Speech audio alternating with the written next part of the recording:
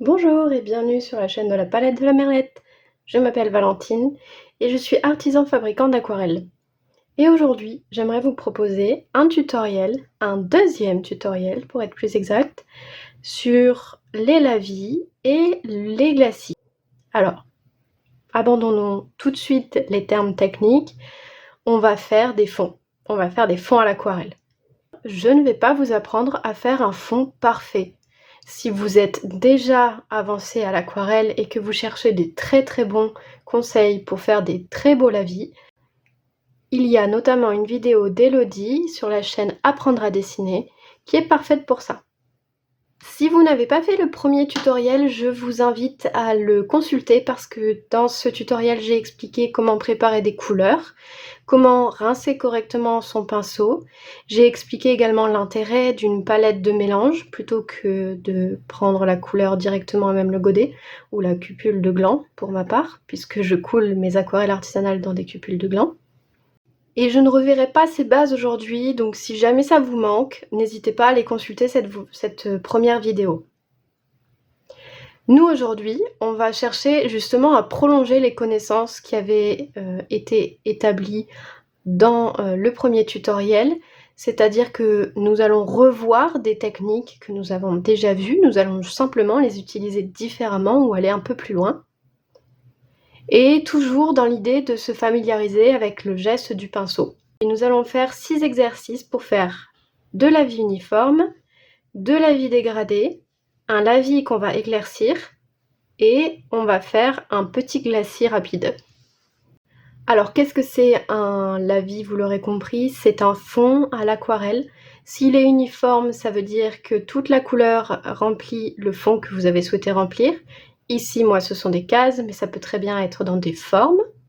Ça peut être par exemple une colorisation dans une forme de cercle. Le lavis dégradé, comme son nom l'indique, en fait est un dégradé. On va prendre 2 couleurs et on va les faire se rencontrer au milieu. Et l'éclairci, le but est de retrouver quasiment le blanc du papier. Pour le glacis, il s'agit en fait d'une couche très transparente qui est appliquée par-dessus des motifs ou un fond ou quelque chose qui a déjà été peint. Pour le matériel, donc, le pinceau. La particularité des exercices d'aujourd'hui, pour faire un tout petit point sur le matériel que je n'avais pas fait dans la première vidéo, c'est que nous allons faire du coup des fonds. Pour faire des fonds à l'aquarelle, il existe des pinceaux qui sont spécifiques. Ils ont un corps en général plus gros, ce qui permet de faire des fonds sans traces. La taille de ces pinceaux se choisit en fonction de la taille du papier que vous allez peindre. On ne prend pas un énorme pinceau pour peindre une toute petite zone, mais on ne prend pas non plus un minuscule pinceau pour peindre toute une feuille A4. Pour ces exercices, je pars du principe que vous êtes très débutant et que donc je peux vous expliquer que quand il sera temps de vous mettre à faire des beaux lavis, il faudra vous renseigner sur les pinceaux. Si vous avez déjà un pinceau à lavis et que ça vous est déjà familier ce terme, n'hésitez pas à vous en servir. Vous serez beaucoup plus à l'aise et vous allez bien le voir durant les exercices puisque je vais faire comme si j'étais débutante, c'est-à-dire que je vais partir avec un pinceau de base, un pinceau qui n'est pas fait pour, qui est un pinceau à aquarelle mais qui n'est pas un pinceau à lavis, qui est un pinceau à précision, qui permet plutôt de faire des détails. Je l'ai choisi quand même assez gros pour avoir un petit peu de coffre, qu'il puisse garder un peu d'eau. Malgré tout, vous allez le voir durant les exercices, je vais souvent manquer. Et ça, c'est quelque chose qu'on pallie grâce à un pinceau à lavis. Vous partez avec le pinceau que vous avez. C'est une très bonne expérience de toute façon de tester la capacité de nos pinceaux par rapport à des zones à peindre. Il faudra 2 couleurs. Donc moi j'ai pris un rose et un rouge. On n'aura pas besoin de beaucoup de la deuxième couleur. Moi c'est le rouge, donc vous n'êtes pas obligé d'en préparer une énorme quantité. Moi j'en ai fait un peu trop. Je pense honnêtement qu'une cuillère à café de chaque suffit largement en termes de quantité. Et je vous conseille de ne pas trop diluer la couleur, vous voyez, pour avoir quand même un rendu assez foncé. et d'avoir avec vous sur votre palette, à un moment donné, la possibilité de diluer quand même une des deux couleurs parce que pour faire le glacis, il faudra la rediluer. Il va vous falloir également un rouleau de ruban adhésif. Comme je l'expliquais dans le premier tutoriel, j'utilise cette technique pour ne pas faire de gâchis de washi tape ou d'autres scotch spécifiques et qui coûtent un petit peu cher. Maintenant, vous faites comme vous voulez avec le matériel que vous avez à la maison. Le ruban adhésif, il me semble qu'on en a tous à la maison. Et la particularité du ruban adhésif, c'est qu'on va pouvoir venir réécrire par-dessus pour pouvoir se prendre soit des notes durant les exercices, soit tout simplement noter les techniques vues en dessous de chaque case. En plus du ruban adhésif, du pinceau, il vous faut également un papier au format A4. Vous pouvez prendre un peu plus petit éventuellement, surtout si vous avez un petit pinceau, puisqu'il ne peut pas forcément couvrir toute la case très facilement. Éventuellement, vous pouvez faire plus petit.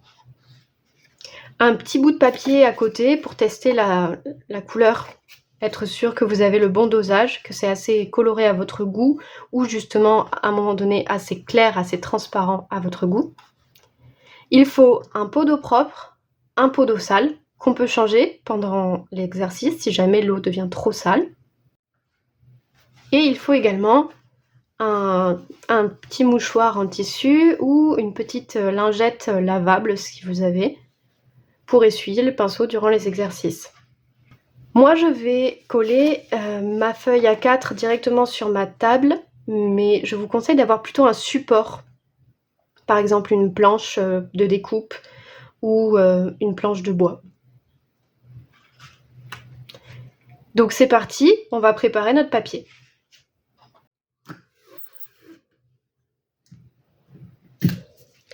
Donc je vais poser une bande sur les 4 côtés en aplatissant bien pour être sûr que l'eau ne s'en échappera pas. Je ne superpose pas directement entre le papier et mon support pour pouvoir justement ensuite rabattre le ruban adhésif plus facilement.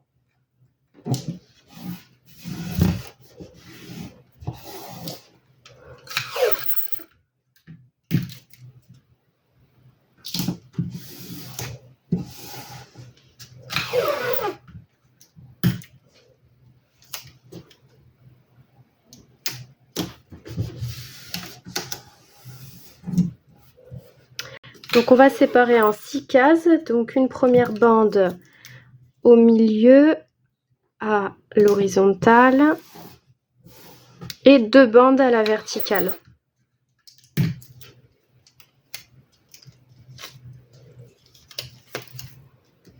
Si vous avez envie de mesurer, libre à vous.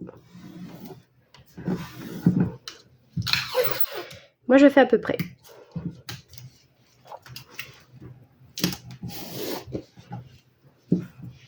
Voilà, je vérifie que tout est bien en place, sans passer les doigts sur le papier parce que mes doigts pourraient laisser des traces. Hop. Et c'est fini pour le ruban adhésif. Ainsi, comme je l'expliquais, j'ai déjà montré dans la première vidéo comment préparer des couleurs. J'en ai d'ailleurs préparé une. Je vais préparer la deuxième. Alors, on met un petit peu d'eau dans la couleur. Moi, je me sers d'une pipette pour ramener un petit peu d'eau, mais vous pouvez prendre une cuillère à café tout simplement. On vient chercher l'eau, la couleur dès qu'elle est réhumidifiée. Puis je fais un test pour voir si ça me correspond comme dilution. Et comme j'aimerais quelque chose d'un petit peu plus foncé, je refais. Hop. Donc pour cet exercice, j'ai pris 2 de mes couleurs artisanales. Là c'est Corée et là c'est Somnia, un rose quinacridone et un rouge monopigmentaire également. Pour cet exercice, je vous recommande des couleurs plutôt simples, des couleurs primaires, des rouges, des roses, des jaunes, des bleus et pourquoi pas un vert si vous avez. Quoique les verts sont souvent des couleurs mélangées de pigments jaunes et de pigments bleus. Mais éventuellement, si vous êtes un peu féru de pigments et que vous savez que vous avez un verre monopigmentaire, pourquoi pas. D'ailleurs, si ce sujet vous intéresse et que c'est un petit peu trop ardu comme explication, n'hésitez pas à me le dire. J'avoue que je complexifie légèrement par rapport au premier tutoriel, mais si jamais vous avez besoin de plus d'informations, j'explique beaucoup de choses sur les caractéristiques de l'aquarelle et également sur les pigments, ainsi que sur la fabrication artisanale d'aquarelle sur mon blog. Le lien sera dans la description. Donc je disais des couleurs plutôt simples. En l'occurrence, pour cet exercice, je ne recommande pas d'utiliser notamment des aquarelles qui granulent. Pour les personnes qui ne savent pas ce que c'est une aquarelle qui granule, c'est une aquarelle qui va faire des petits dépôts, qui va se rassembler. Par exemple, le bleu Outre-mer, qui fait souvent partie des palettes de débutants, que je fabrique également, est une couleur qui granule. Donc vous voyez, il y a des petites zones, surtout dès que le papier est un petit peu avec un grain spécial, ce qui est le cas de ce papier. Le pigment va un peu se rassembler en amas. Pour cet exercice, je trouve dommage d'aller prendre des couleurs qui granulent parce que le but c'est d'arriver à comprendre comment fonctionne l'aquarelle et la variable de la granulation, c'est vraiment quelque chose de très difficile à contrôler. Donc je vous conseille plutôt des couleurs qui vont faire des fonds assez lisses. Donc c'est parti pour le premier exercice où on va faire un fond uni de deux manières différentes. Dans le premier, on va le faire en mouillé sur mouillé. On l'a déjà vu dans le premier tutoriel. Ça veut dire qu'on va d'abord mouiller le fond, puis on va peindre par-dessus. Tandis que dans le deuxième, on va faire mouiller sur sec, donc avec le pinceau imbibé d'eau, et le papier sera sec. Donc c'est parti. Donc c'est parti pour le premier qu'on va faire avec le fond mouillé. Donc avec un pinceau propre, on va prendre de l'eau propre. On vient peindre notre fond. Je vous recommande de vous exercer à faire le mouvement de haut en bas. Je vous recommande de faire le mouvement de haut en bas et de la gauche vers la droite et inversement. Mais étant donné qu'on n'est pas là pour faire le lavis le plus beau de la terre, vous pouvez très bien décider de faire autrement. Donc il faut que le papier ne soit pas gorgé d'eau, mais brillant. Donc si jamais vous avez un petit peu trop d'eau, vous pouvez venir essayer de récupérer un petit peu le surplus, soit en le ramenant avec le pinceau, soit en réabsorbant une partie comme ça si vous en avez vraiment trop, puis vous réétalez. Moi, c'était pas mon cas, donc je reviens comme ça. On vérifie à lumière rasante que toute la zone est bien mouillée. Et je vais venir chercher ma couleur. Donc pour rappel, il est très fréquent que l'eau et les pigments, donc la couleur, décantent en attendant qu'on fasse nos exercices ou notre aquarelle. Donc dès que vous allez chercher de l'eau, pour être sûr d'avoir toujours la même dilution, il faut venir remélanger comme ça doucement. Donc on prend la couleur, on n'égoutte pas le pinceau, on vient poser une première ligne et on vient comme ça de haut en bas en tirant de la droite vers la gauche. Là ma couleur commence à être un petit peu plus claire, donc je vais en reprendre. J'égoutte légèrement parce que sinon il va y en avoir un petit peu trop et je reprends jusqu'à la fin. Donc normalement pour faire un lavis, un beau lavis, on penche plutôt le papier et il y a toute une technique que je ne vais pas du tout vous expliquer ici, mais avec ma technique forcément pour la découverte du fond uni, il y a un petit amas d'eau qui s'est mis ici. Je viens le récupérer tout doucement sans appuyer avec le pinceau sur le papier, mais juste en récupérant la petite gouttelette là. Hop, et je rince bien mon pinceau et je le sèche.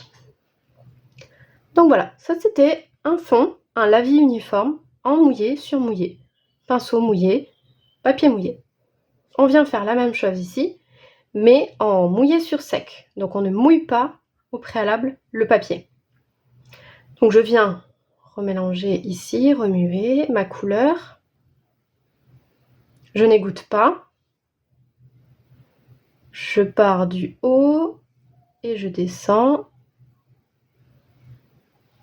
Je viens rechercher en cours de route avant que ça ne sèche.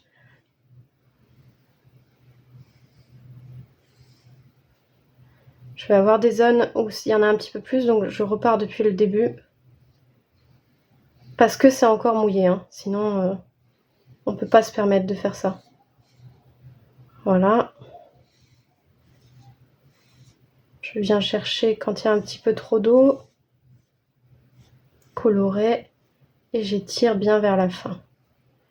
Donc je sais pas si ça se voit bien, mais je le fais pas avec le pinceau à la verticale, je le fais avec le plat du pinceau, pour pouvoir aller vite et couvrir rapidement le plus de zones possible. Encore une fois, il existe pas mal de techniques pour faire des lavis, des très beaux lavis. Ici, on est plutôt dans la découverte.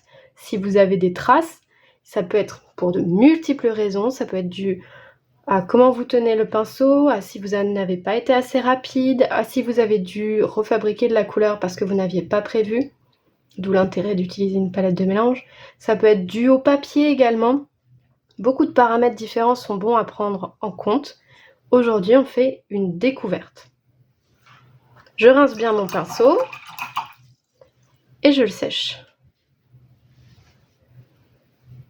Alors, il y a une différence entre ces deux lavis, on peut le dire là déjà.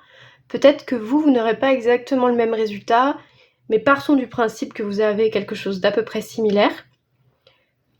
A priori, celui où le fond était mouillé, il va être légèrement plus clair, parce qu'il a fallu étirer la couleur tout le long, mais que c'était déjà mouillé, donc en fait la couleur a pu se propager plus facilement. On n'a pas eu à recharger autant le pinceau que ici. En rechargeant le pinceau en eau colorée, on le recharge en couleur, donc on apporte plus de couleur. Normalement, du coup, celui-ci doit être un peu plus concentré que celui-là. Néanmoins, c'est pas une règle générale et il y a moyen de faire de la même dilution pour les deux. Il suffira d'avoir un jus plus concentré pour celui-là. Un jus, petite parenthèse, c'est ça. Donc pendant que c'est en train de sécher, on peut également comparer la couleur mouillée à la couleur déjà sèche. Peut-être que c'est quelque chose qui ne vous est pas familier, mais à l'aquarelle, la couleur est quasiment systématiquement plus vive mouillée que sèche. Selon les couleurs, ça va être plus ou moins forte cette perte en saturation. Également, vous pouvez remarquer, alors peut-être que vous regardez cette vidéo en juillet et que il fait déjà chaud et que votre papier sèche plus vite que d'habitude, mais malgré tout, vous pouvez observer à quelle vitesse sèche votre papier. C'est un paramètre hyper important à prendre en compte, que ce soit pour les lavis ou pour l'aquarelle en général, et ça dépend de chaque papier. Ici, c'est du cellulose. Le cellulose sèche généralement beaucoup plus vite que du coton. Pour faire des beaux lavis, personnellement, je vais plutôt partir sur du coton. Mais encore une fois, on est sur de la découverte. L'idée ici, c'est absolument pas de faire un magnifique lavis, mais de bien vous faire découvrir que la technique existe et que vous pouvez la pratiquer. Vous améliorer déjà sur du cellulose, c'est possible. Je vous recommande tout de suite de vous noter ce qu'on vient de faire, comme ça vous êtes sûr que vous pourrez éventuellement refaire. N'hésitez pas à noter avec vos propres mots si les noms techniques ne vous parlent pas. Et si vous devez refaire ces exercices, je vous recommande vraiment de les refaire évidemment parce que c'est une des techniques primordiales à l'aquarelle, le lavis. Je vous conseille de le faire avec d'autres couleurs pour voir les caractéristiques de vos autres couleurs. Je vous conseille aussi de vous entraîner à le faire dans une forme. Là, nous, on a une espèce de barrière qu'on n'a pas à se soucier de si on dépasse ou non, mais c'est un très bon exercice de précision d'arriver à le faire dans une forme définie, par exemple un cercle. Ça reste quand même quelque chose peut-être à faire une fois qu'on a réussi à bien prendre en main le geste. Je vous conseille également de faire l'exercice avec différents papiers, juste sur quelques centimètres pour avoir une idée de la capacité de votre papier à retenir l'eau, à retenir les pigments, à prendre ou pas les traces de pinceau. Et puis, pourquoi pas plus tard faire avec différents pinceaux pour arriver à voir la différence entre chacun.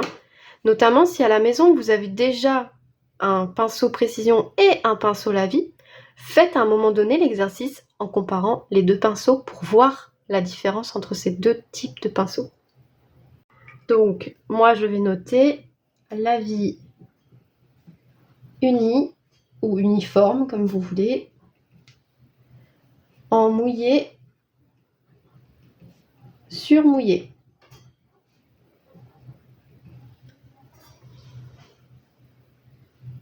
Ici, lavis uniforme en mouillé sur sec. Et on va passer à la suite de l'exercice qu'on va faire en 2 temps parce qu'il va y avoir une première phase où il faut que ça sèche. Donc on va faire un premier aplat de motifs et puis on passera à la suite et on y reviendra. Donc l'exercice qu'on va commencer, c'est le glacis. Un glacis, pour dire très rapidement, c'est un lavis, mais un lavis très transparent qu'on vient déposer au-dessus de quelque chose qui a déjà été peint. Donc moi pour cet exercice, j'ai décidé de faire des petits cercles dans une première couleur. Donc je vous laisse le faire également. Donc par exemple des petits cercles, mais ça peut être des vagues, ça peut être des petits traits, hop, ça peut être des petits motifs comme vous le souhaitez. Ce qui compte, c'est d'avoir quelques aplats un petit peu gros pour se rendre compte de ce que ça apporte ensuite un glacis.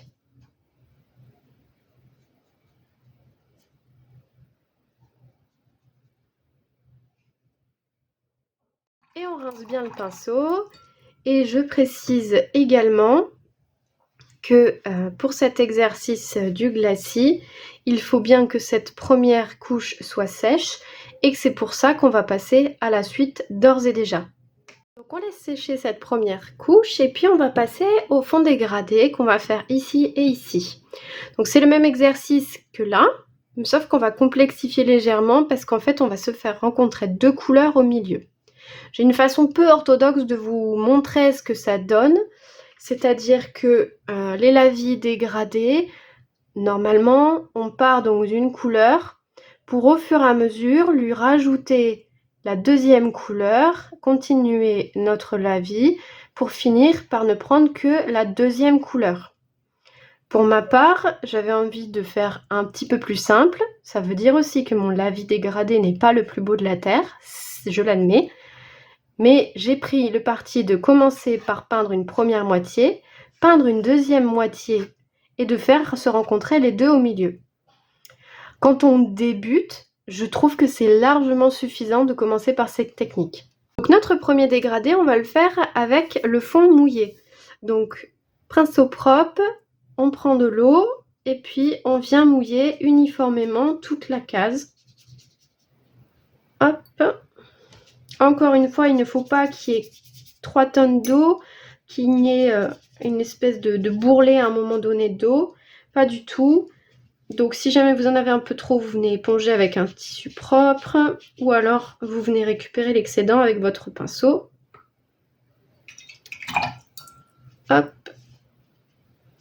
Et puis on vient appliquer la première moitié. Donc je touille comme ça dans mon rose. Je remue mon rose comme ça. Je n'égoutte pas et je vais peindre la première moitié. Donc j'applique ma première couleur sur la moitié. Voilà. Je viens rincer correctement mon pinceau. Je vérifie qu'il est propre. Voilà. Et je prends ma deuxième couleur. Je fais assez rapidement parce qu'il ne faut pas que le fond mouillé sèche. Donc je prends la deuxième couleur, encore une fois sans égoutter. Et je pars du bas et je vais faire la même chose. Je vais remonter tout doucement. Bon là je rencontre quelques défauts du papier, mais je vous en parlerai après. Voilà, et je viens comme ça au milieu, légèrement, se faire rencontrer les deux. Essayer de faire une espèce de mélange des deux. Mais tout ça c'est bien tant que c'est encore mouillé, hein, parce que sinon, une fois que c'est sec, vous allez juste faire des traces et des traces et des traces. Ce que j'ai expliqué, c'est que j'ai rencontré un tout petit défaut ici. La couleur ne semble pas adhérer. Si ça vous arrive, ce n'est pas votre faute, c'est un défaut de certains papiers, certains lots de papier. C'est incontrôlable à l'achat. Je vous souhaite que ce ne soit que quelques endroits où ça vous arrive et pas plus. Je ne connais pas la raison technique, mais on va laisser comme ça, c'est pas grave. De toute façon, si je viens d'essayer de retoucher, ça ne servira à rien. Le rouge ne va jamais adhérer et en plus de ça, je vais juste faire des traces. Donc je rince bien mon pinceau pour la suite des exercices. Donc on va faire la même chose, mais sans mouiller préalablement le papier. Donc je viens, je remue ma première couleur, je gorge mon pinceau, je ne l'égoutte pas, je viens peindre une première moitié. Comme vous le voyez, je n'ai pas assez de matière, donc je viens me resservir. Voilà. Je viens bien rincer le pinceau. Je vérifie qu'il est propre. Je viens prendre ma deuxième couleur en remuant bien avant. Et je fais pareil rapidement du bas vers le haut. Je remonte pour que les deux se rencontrent. Arrivé ici, je fais quelques va-et-vient de la droite vers la gauche pour être sûre d'avoir un petit mélange. Vous voyez que j'ai déjà cette partie-là qui est en train de sécher. Je profite que c'est pas totalement sec pour repasser un petit peu de rouge ici. Mais malgré tout, ça fait des traces. Et c'est pas plus mal parce que c'est sûrement à ça que vont ressembler aussi vos lavis.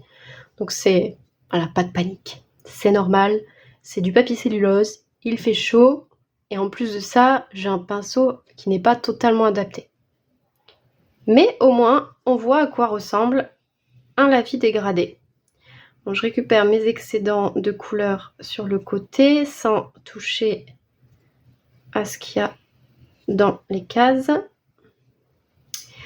Et voilà, on a fait nos dégradés, nos lavis dégradés. Donc, je rince bien mon pinceau. Je le mets de côté.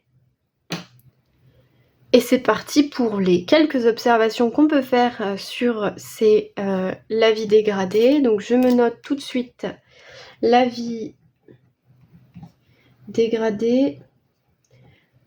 Si vous avez peur de ne pas vous souvenir des couleurs, n'hésitez pas à vous les noter. Donc lavis dégradé en mouillé sur mouillé. Tandis qu'ici c'est lavis dégradé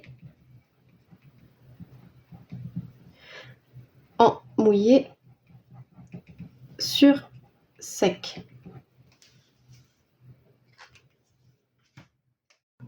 Donc qu'est-ce qu'on peut dire de ces deux exercices? C'est que la couleur ne se mélange pas que dans la palette, elle se mélange aussi sur le papier. À l'aquarelle, c'est assez magique. Il est possible, dans la mesure où le papier le permet et dans la mesure où vous agissez assez rapidement, il est possible de mélanger des couleurs sur le papier. Alors, peut-être comme moi, vous n'avez pas été assez rapide ou peut-être que ici, la deuxième partie avait le fond mouillé avait séché avant que vous ayez pu passer votre rouge. Et du coup, vous avez des démarcations. Peut-être que pour ce dégradé-là, la rencontre, comme moi, elle est un petit peu trop marquée. Et c'est normal. Certains papiers, déjà, ne se prêtent pas trop à la technique, faut bien le dire. Et je le rappelle, le cellulose pour le lavis, c'est pas la meilleure option. Mais ça reste quand même faisable. Et on arrive à avoir quelque chose, hein. De même que il est possible que tout simplement c'était votre premier lavis et que le geste ne soit pas encore totalement naturel et ça viendra, c'est normal. N'hésitez pas d'ailleurs à refaire l'exercice tout simplement. Si la question de la qualité du papier vous intéresse, d'ailleurs, j'en profite pour vous dire que sur le blog, j'ai un article sur le meilleur papier à l'aquarelle. Voilà, spoiler alerte, hein, c'est le papier coton, il n'y a pas photo. Vous trouverez le vôtre au fur et à mesure. Mais personnellement, autant je pense qu'on peut faire l'impasse sur les couleurs. Et oui, c'est l'artisan fabricant d'aquarelles qui vous dit ça. Autant faire l'impasse sur le papier, c'est vraiment dommage parce que vous allez, quand vous êtes débutant, vous allez avoir une période où ça vous ennuie de gâcher du papier coton, où vous trouvez dommage de commencer à utiliser du papier coton qui coûte assez cher et qui est quand même parfois de belle qualité pour faire des choses qui sont pas merveilleuses. Mais vraiment, même pour des petits exercices, le papier coton, il n'y a pas photo. En fait, on progresse très vite avec. Ça demande quelques ajustements au tout début, mais vous verrez que vous progresserez beaucoup plus rapidement avec du papier coton. Ensuite, pour revenir à notre exercice sur notre papier cellulose, là, ce qu'on peut aussi éventuellement remarquer, moi c'est pas le cas, il était suffisamment solide, mais c'est que selon la qualité de certains papiers cellulose, la rencontre au milieu, ça peut être un peu difficile et ça peut abîmer le papier à force de faire des petits allers-retours avec le pinceau comme ça. Peut-être certains de vos papiers, peut-être ça ne vous arrivera pas, mais peut-être certains de vos papiers peluchent. Et voilà, vous avez atteint la limite de votre papier clairement pour plein de raisons, mais surtout des raisons de qualité. Donc notre petit lavis dégradé en mouillé sur mouillé et notre lavis dégradé en mouillé sur sec, c'est vraiment quelque chose que je vous recommande de faire et de refaire.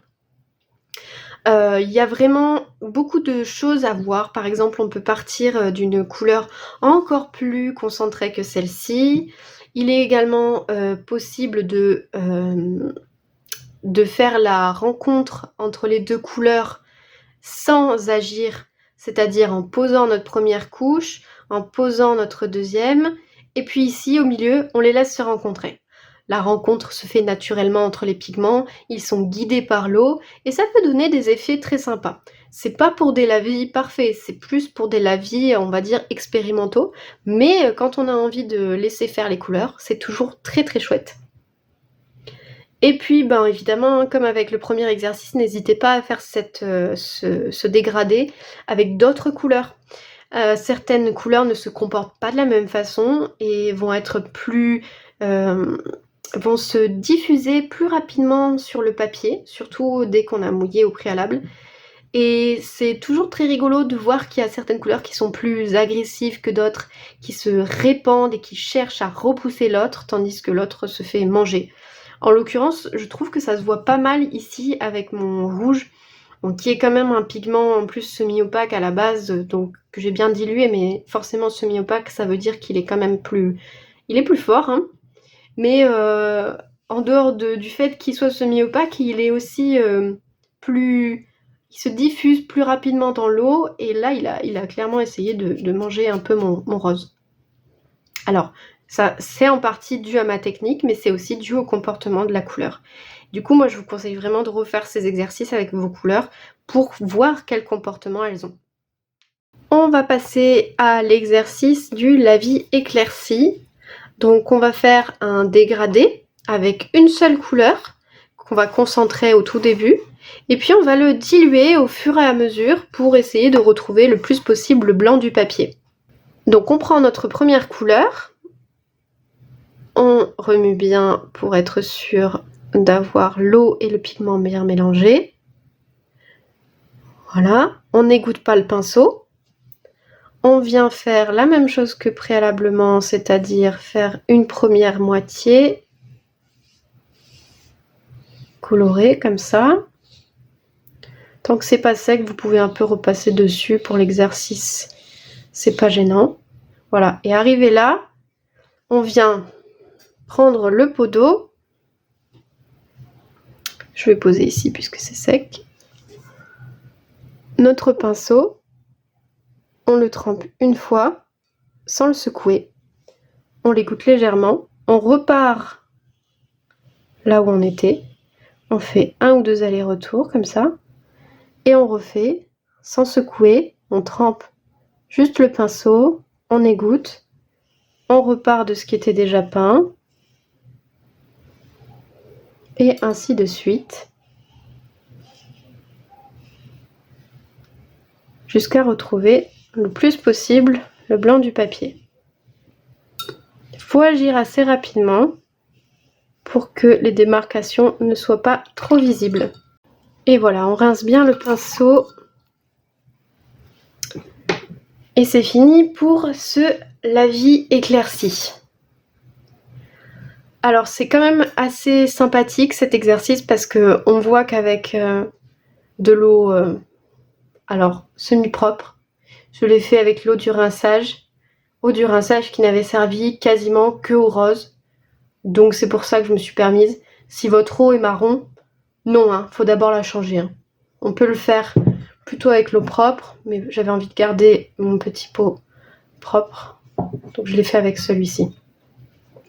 Et c'est très sympa de venir voir en fait comment la couleur s'étire au fur et à mesure et se dilue. C'est vraiment un lavis moi que j'aime beaucoup. Donc je vais me le noter tout de suite. J'appelle ça lavis éclairci. Je ne sais pas si c'est le terme technique exact. Et on l'a fait en mouillé sur sec. Libre à vous de le faire d'ailleurs en mouillé sur mouillé. Ça doit être très très chouette, c'est même certain. Alors je suis curieuse, dans vos observations, je vous laisse juge évidemment, mais est-ce que vous avez réussi à ne pas manger votre première moitié? C'est-à-dire que parfois quand on revient avec le pinceau, surtout si on a oublié de l'égoutter, hein, en le reposant avec trop d'eau sur le papier, l'eau va chasser le pigment qui était déjà posé et c'est possible que du coup vous n'ayez pas réussi à conserver cette première partie presque uniforme. Observez et voyez si vous avez bien réussi à maîtriser cet exercice de dilution dégradée, éclaircie, appelez-le comme vous voulez. Est-ce que du coup dans cet exercice de gestion de la quantité d'eau, est-ce que vous avez selon vous des choses à améliorer ou non? C'est le moment en fait de vous les noter, de vous dire ah là j'ai fait ça, c'était pas ce qu'il fallait faire, ou au contraire ah je suis contente ou je suis content, j'ai réussi à faire ce que je voulais faire. L'intérêt donc d'égoutter le pinceau avant de le reposer sur le papier, vous l'avez compris, c'est d'éviter donc les surplus d'eau et le fait que l'eau chasse le pigment. Tout ce qui est quantité d'eau, que ce soit sur le papier, dans le pinceau, dans le jus qu'on se prépare, ce sont des questions que j'aborderai à un moment donné plus précisément, de façon un petit peu plus aboutie, dans un futur tutoriel. Pour le moment, j'aborde la question évidemment avec vous, mais je trouve toujours très compliqué dans un premier temps de prendre en compte tous les paramètres. En décortiquant comme ça, pas à pas, j'espère avoir simplifié le plus possible les choses. Je suis preneuse de vos retours d'ailleurs, n'hésitez pas à me dire s'il y a eu une étape un petit peu trop rapide pour vous. Bon bah évidemment, cet exercice, encore une fois, faites-le avec d'autres couleurs pour voir le comportement de chacune, qu'est-ce que donne un dégradé aussi, donc comme je le disais, en mouillé sur mouillé, ça peut être vraiment très chouette. Bon bah voilà, je pense que depuis le temps qu'on a fait nos petits exercices, cette couche-là doit être sèche, donc il est temps de passer à la fin de cet exercice. Donc, pour rappel, si vous ne l'avez pas encore fait, on a fait des petites formes avec une deuxième couleur. Moi, j'avais pris le rouge. Et on les a bien laissés sécher. Et maintenant, en fait, on va venir faire une couche très transparente avec notre rose par-dessus. Je préviens que sur cet exercice, il faut être assez rapide. Et contrairement aux autres où je me suis permise de repasser, il faut le faire quasiment en une fois. Parce que vous allez le voir, le glacis, c'est donc une nouvelle couche d'aquarelle. Et une nouvelle couche d'aquarelle, ça peut éventuellement raviver, réactiver la précédente. Je peux d'ailleurs vous montrer ce que ça a donné sur la mienne ici. Alors je ne sais pas si ça va bien se voir, mais là à la fin, j'ai mon cercle rouge qui avait commencé à donner un peu de rouge en dehors de la forme initiale, parce que en passant mon pinceau, j'ai attrapé et ravivé le rouge. Donc il faut être rapide. Alors pour ce rose là, je ne vais pas avoir besoin d'une couleur très très concentrée, donc je vais m'en diluer un petit peu avec de l'eau supplémentaire pour être sûr d'avoir quelque chose de pas trop foncé. Voilà, ça me semble être bien là. Donc une fois que vous l'avez bien un petit peu dilué, vous venez remuer pour bien mélanger le pigment et l'eau. Et puis vous n'égouttez surtout pas le pinceau parce qu'il faut qu'il soit bien chargé et on va venir faire le même mouvement de droite vers la gauche, de haut en bas, en un passage assez rapidement. Et puis éventuellement, si pendant l'exercice finalement vous devez repasser, ben, ça vous fera au moins un exemple de ce que ça donne.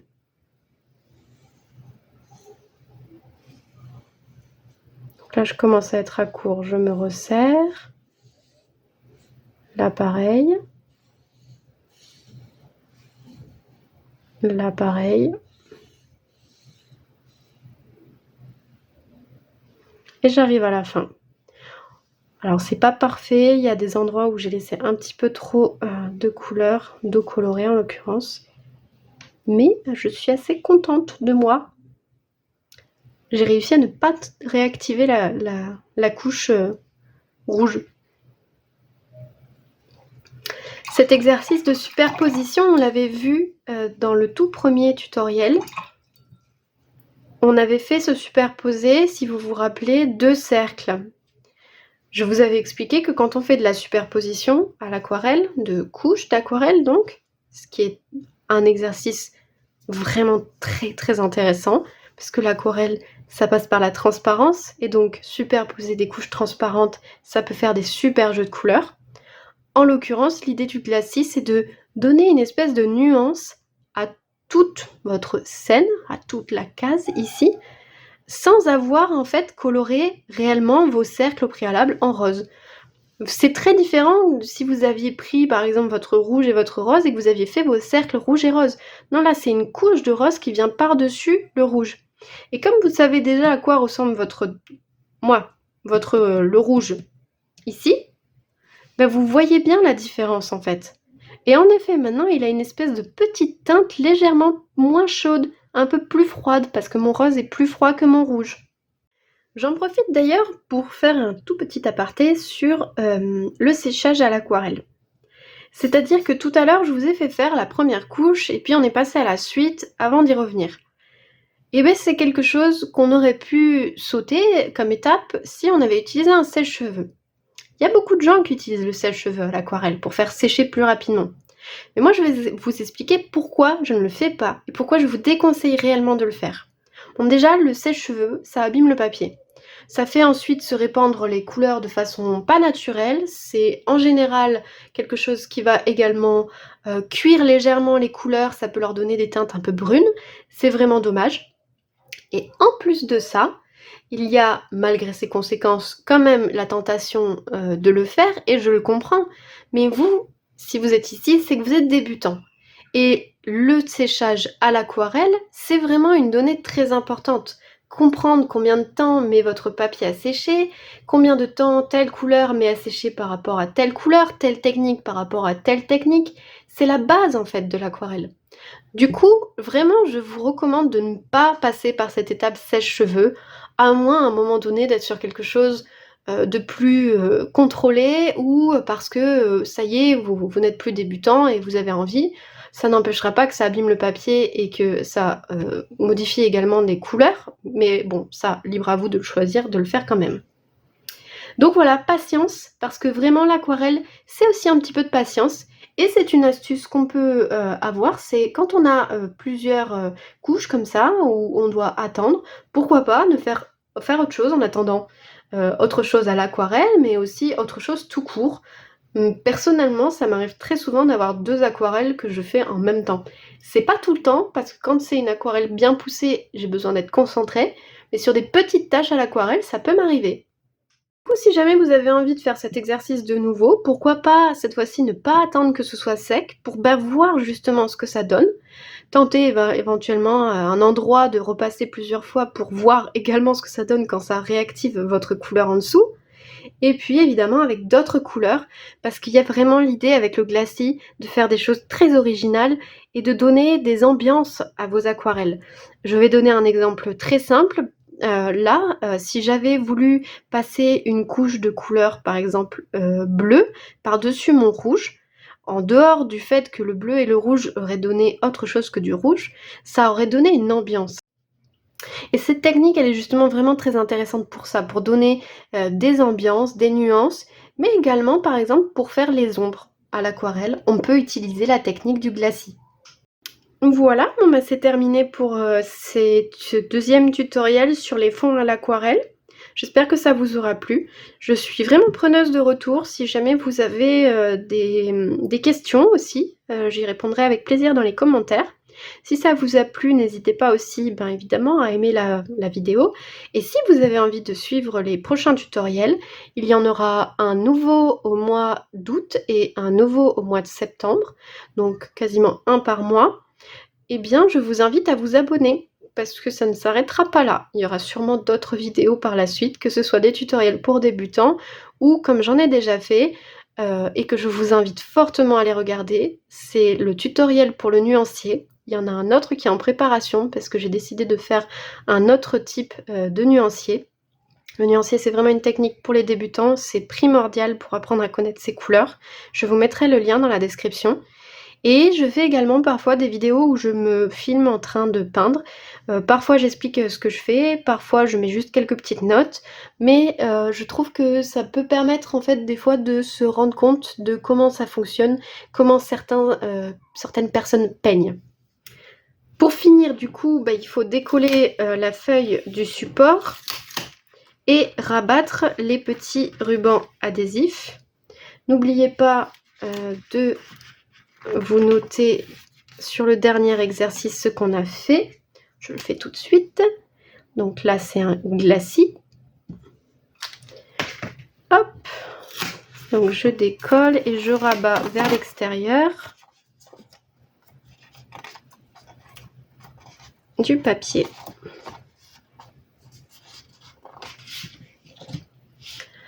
À propos de ces quelques exercices, je vais quand même faire une petite conclusion. A priori, on n'a pas eu la prétention de faire une œuvre d'art, on n'a pas fait, quelque chose qui demande de savoir dessiner et pourtant, vous avez sûrement appris quelques petits trucs et c'est tout l'intérêt de ces exercices.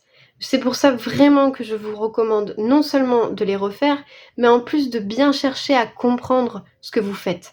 Pour moi, c'est vraiment le principal à l'aquarelle, c'est de s'exercer pour comprendre ce qu'on fait, pour pouvoir faire des jeux avec l'eau et les pigments, pouvoir savoir ce qu'il se passe sur votre papier, c'est vraiment très important. Donc ici, on a remobilisé des connaissances qu'on avait vues au premier tutoriel, donc la superposition, la dilution, le mouillé sur mouillé et le mouillé sur sec. Et encore une fois, on a vu tout ce qui était la gestion du temps, avec notamment le fait qu'il faille attendre et être patient pour que l'aquarelle sèche. Donc encore une fois, peut-être je me répète, mais pour moi, l'aboutissement de cette série d'exercices, c'est que vous les réutilisiez pour peindre des choses qui vous plaisent. On n'est pas obligé de peindre dans des cases, on peut faire des choses très jolies, toutes simples, avec ces quelques techniques. N'hésitez pas d'ailleurs aussi à les mélanger pour voir ce que vous pouvez en faire et à vous les approprier. Enfin, vraiment, et là c'est la fabricante de couleurs qui vous parle, jouez avec vos couleurs, découvrez-les, faites des mélanges, faites des tests, regardez comment elles se comportent avec tel ou tel exercice. Apprendre de ces couleurs, c'est très important. Et on n'a pas besoin d'avoir 40 couleurs pour pouvoir s'en sortir à l'aquarelle, au contraire. Donc dans les prochains tutoriels, si ça vous intéresse, on va voir les textures. Il y aura 2 vidéos sur les textures et les effets à l'aquarelle. Et ensuite, j'en ferai une sur le blanc à l'aquarelle, ainsi que le dosage de l'eau. Je le répète, si vous avez des questions, n'hésitez pas à les poser en commentaire et à me faire des remarques pour m'améliorer. Ça me fera très plaisir d'avoir vos retours.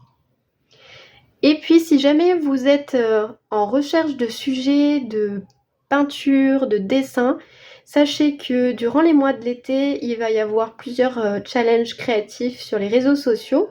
Si jamais vous voulez nous rejoindre sur Instagram, donc @lapalettedelamerlette, tout simplement. Et si jamais vous n'êtes pas sur les réseaux sociaux, mais que ça vous intéresse de participer à ces challenges créatifs, vous pouvez également me retrouver sur Facebook ou par mail. Je suis joignable non seulement par mail, mais également j'ai une infolettre que je vous écris une fois par mois et dans laquelle je permets évidemment qu'on se fasse des échanges. Donc ce serait avec plaisir. Et si vous avez envie de m'envoyer des photos de ce que vous avez fait, vous trouverez également mon contact. Voilà, j'espère que cette vidéo vous a plu et je vous dis à très bientôt et merci.